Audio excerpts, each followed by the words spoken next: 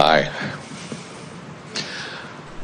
I've got some career, health, and financial issues that I need a little bit of help. Thank God I'm the only one here.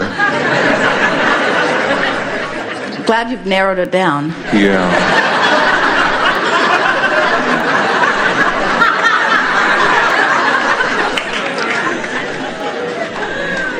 I know I'm not doing what I should be doing as far as my work is concerned. Meaning? I'm a speaker. Right now I'm in sales, but I'm more of a speaker, and I need to get more into doing that. Because? Because I've got such a passion for it, and I know in the past talks that I've given how I have touched people. What we want to hear you say is, I know I am not doing what I am supposed to be doing because I'm not having a joyful time doing it. And I know that when I'm doing what I'm supposed to be doing, it will be joyful to do it. In other words, and you sort of kind of maybe said something similar to that. Part of what you said makes it sound like you have a responsibility to those who will benefit from it. And that's the uplifter in you who wants to uplift. And you have always and will always be that. Yeah. But you have to get hold of the idea that you're doing it because it feels so good to do it. Yeah. And so it's calling you. And when you get in sync with that flow, things will unfold more easily for you. You know, there's something, we want to talk about this just at the beginning here with you, because this is so essential and it is important to everyone, not just you. When you get the sense of going with the flow of something, think about going with the flow of anything and the ease and fun it can be, and think about the bucking of the current of anything and what a rougher ride that is. So when you realize that your life has caused you to set that flow in motion, and Source has become that speaker, that mentor, that joyful expresser, and is calling you toward it. And when you go with the flow, you soar. And when you hold yourself apart from it, you don't. But what we want you to hear is that you can go with the flow as you sometimes speak without going against the flow when you're doing other things. Would you say that again? You don't have to stop doing the salesman work that you're doing right now, this red hot minute, and just go with the flow of speaking. You just have to stop pushing against the things that you are doing, and the current is still calling you, you see. The problem is, the person with whom I'm working, they say, if you do it, I'm going to fire you. Because I haven't been doing what I know I should be doing, I've had a lot of health issues, from a throat operation to a kidney stone, and then the day before Thanksgiving I found out I have cancer. So I know, it's prostate, I'm going to be good, but it's... Well, all of that... I feel stuck and trying to make that transition, and also I have to have financial considerations. But you see, it's that feeling of wanting to do something and not letting myself do it. So you're saying, I want to do this thing I cannot do. And then it's impacted further when you say, I want to do this thing and I'm told I will be fired if I do it. And so what we would do if we were standing in your physical shoes is attempt to close that gap. So you say, well, I want to be a speaker, and let's flesh that out a little more. In other words, let's say you're at work, you're doing something, it's all right, you're good at it, you're not having a particularly wonderful day, and maybe you feel a little extra pressure from someone who takes pleasure from being your employer and exercising a little control and power over you, and you, being the freedom-seeking being that you are, feels that, and you launch a powerful rocket of desire again that says, I want to be financially independent, and I want to work for myself, and I want to do what I feel I was born to do.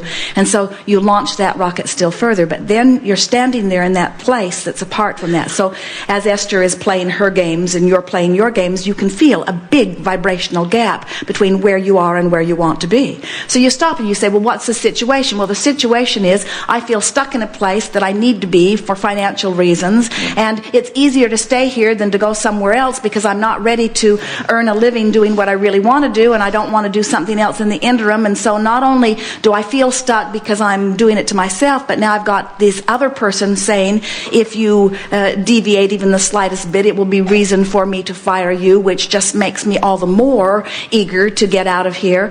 And so the contrasting situation is that, and how I feel is stuck, how I feel is powerless, how I feel is angry, how I feel is all of that. And so what is it that I want? I want a gradual, comfortable financial transition from doing what I know how to do that earns plenty of money into doing what I love to do that will eventually earn plenty of money. I want this comfortable, gradual transition.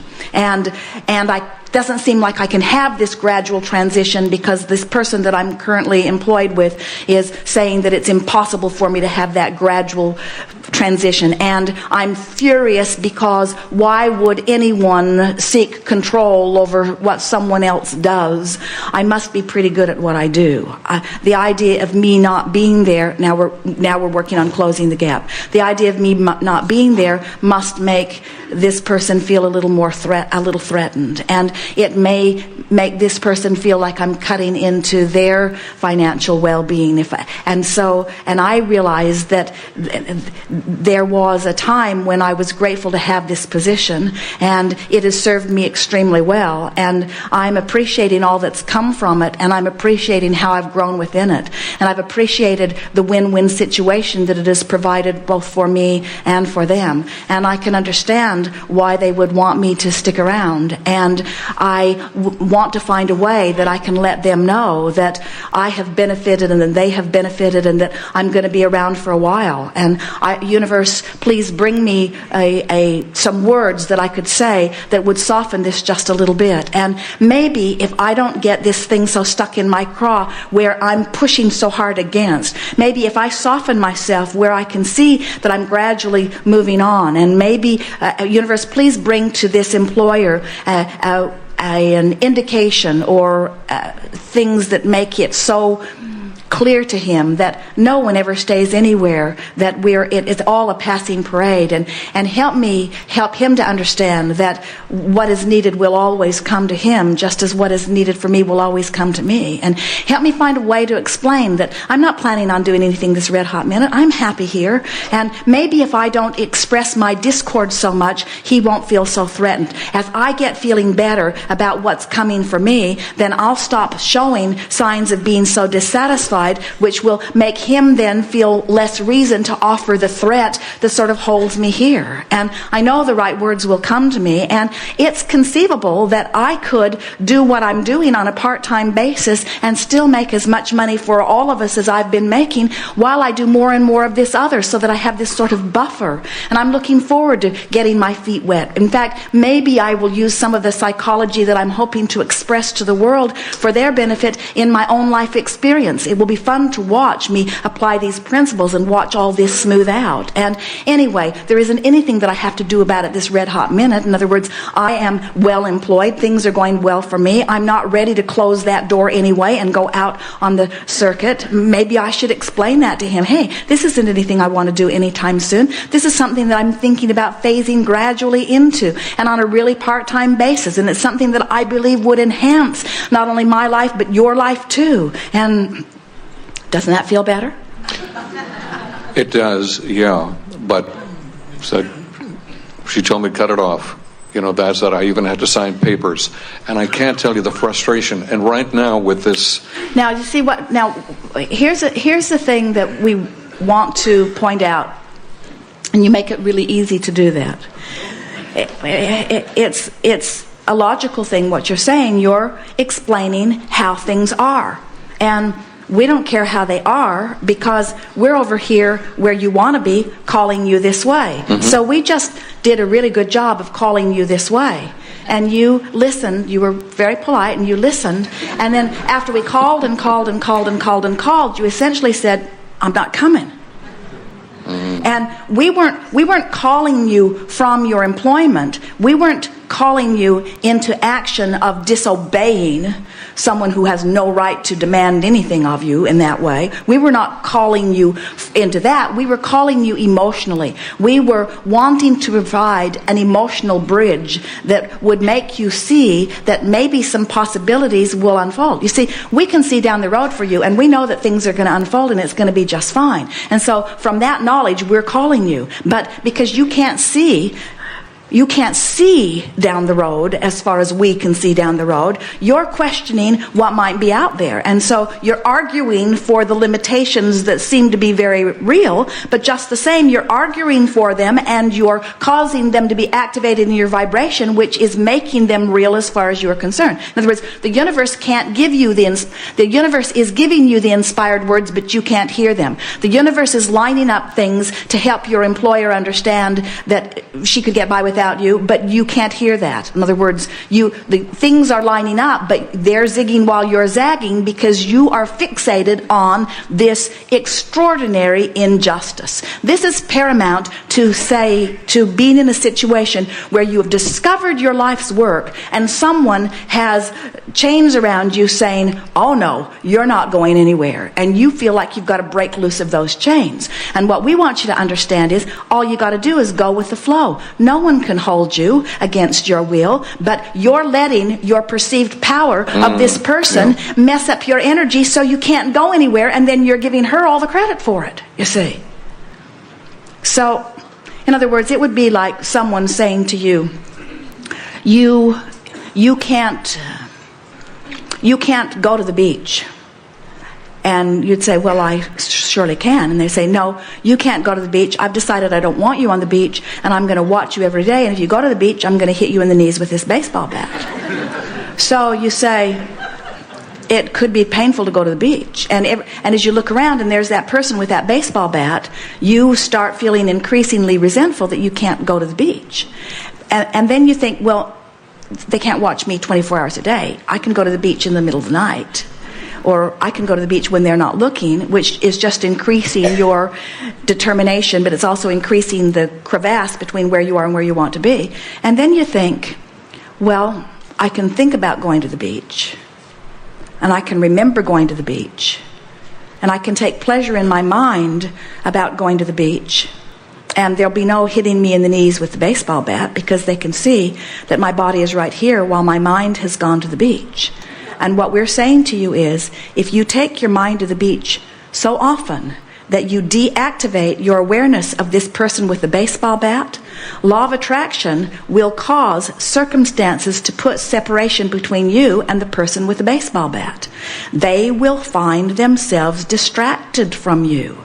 They will be called to things that are more a vibrational match to them, while you are called to things that are a vibrational match to you. And the person with the baseball bat becomes a non-issue in your life. But you've got to go to the beach in your mind, or they'll be right there with the bat.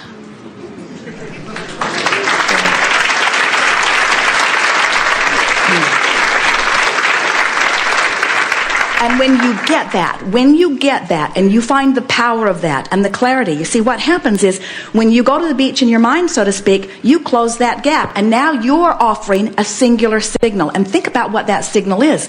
That's the signal that life has caused you to launch into non-physical. That's the signal that source energy has embraced and become. That is a powerful signal. And now you, because you went to the beach in your mind, became one with that signal. Do you understand the power of such a signal? One scrawny, mean person has no power against that kind of power, you see? No one can prevent you from anything when you line up with it, but when you focus upon them, you're preventing yourself because you're splitting your energy and then giving them the credit. And that's how people like that feel powerful. They're just energy splitters, that's all. Yeah. They're very good at convincing you to focus your mind in a way that splits your energy. That's anyone that seems to have power over anyone. That's all they're doing. They're just dancing such a flamboyant dance that you can't get your eyes off of them. And because you can't get your eyes off them, you've got your energy split, and then you're not powerful. But it's not because you can't be. It's because you're focused in a way that's keeping you from your power. Listen, man.